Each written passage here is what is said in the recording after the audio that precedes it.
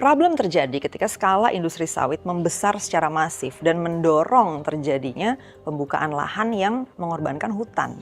Jadi hutan-hutan dibabat, dibuka, diganti jadi kebun sawit. Loh, terus kenapa itu jadi masalah? Kan sawit pohon juga. Ada daun-daunnya, plus dia nyerap karbon dioksida dan ngehasilin oksigen juga. Kelapa sawit itu pohon, ada daunnya kan? Oke, kita bahas di sini apa bedanya kebun sawit dengan hutan tropis. Pertama, struktur hutan tropis tuh punya banyak lapisan, dari ground layer, shrub, understory, hingga kanopi yang sangat beragam. Sementara perkebunan sawit cuman punya satu lapisan dominan. Jadi habitatnya nggak bervariasi. Efeknya tentu aja organismenya, binatang, tumbuhannya juga nggak sebervariasi hutan tropis.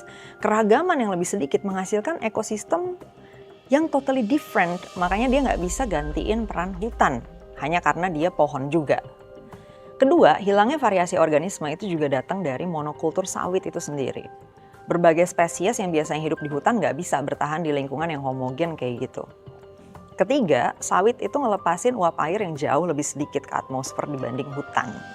Akibatnya, air hujan cenderung banyak yang mengalir di permukaan nggak keserap ke dalam tanah, dan itu memicu banjir. Keempat, struktur tanah di bawah kebun sawit juga sangat sederhana dan mudah mengalami erosi, terutama di area berbukit. Akhirnya, tanah jadi rentan longsor. Dan yang terakhir, kemampuan sawit menyimpan karbon juga jauh lebih rendah dibanding hutan. Jadi serapan karbonnya itu jauh lebih kecil, bisa puluhan bahkan ratusan kali lebih kecil.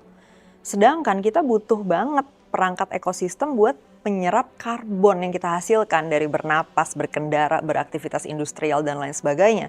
Lagi-lagi, peran hutan di sini nggak bisa digantiin sawit.